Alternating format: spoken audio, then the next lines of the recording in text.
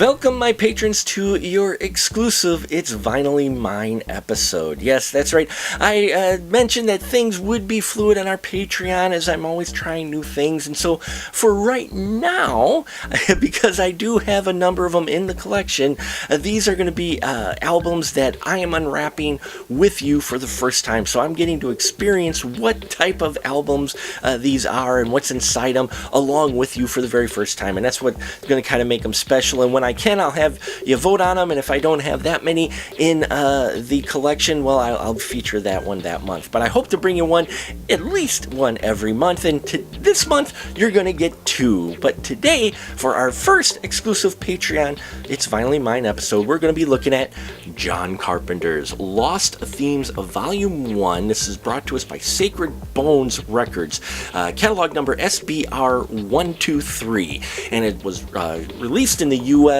and this is a debut album from John Carpenter. It was released in February 3rd, 2015 through the Sacred Bones Records, and Carpenter created this with his son Cody Carpenter and his godson Daniel Davies, and it's his first standalone album.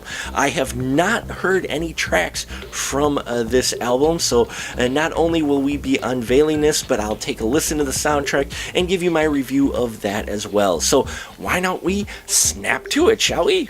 Okay, so here we are with John Carpenter's Lost Themes Volume 1. So we're going to use our trusty Batman knife and crack this puppy open, shall we?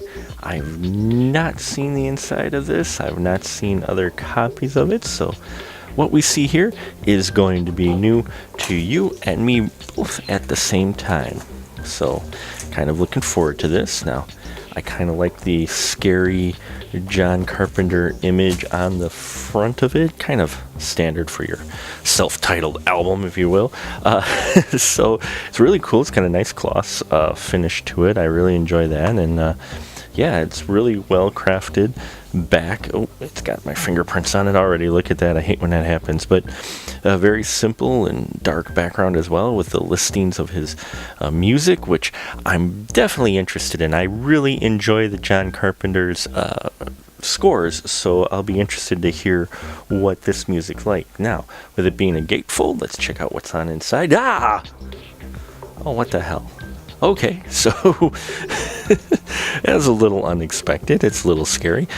Scary Carpenter sitting there reaching out for you, which, you know, he kind of can be a scary individual. His movies are scary, and apparently he felt the need to scare us with his album cover as well. So very cool. No text inside, which is interesting. I figured maybe there'd be a little summary in here, but, you know, it is what it is. And then let's see what we got, what the record looks like. Now, we do have an insert here for John Carpenter's Lost Themes, and we do actually have some liner notes here, so that is cool. I wasn't expecting that. I figured usually they print it on the inside gate cover, but that's cool. So real interesting here.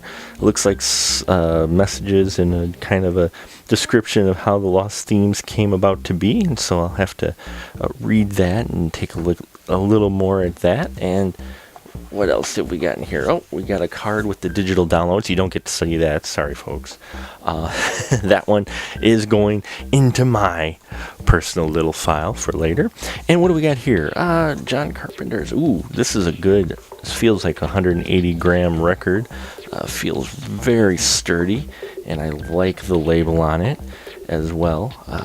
Very cool. Kind of fits the theme on the outside as well, like they normally do. But yeah, I really enjoy when they're really well-made records. And this is a nice. Oh, and this is even raised. The centerpiece here is a raised.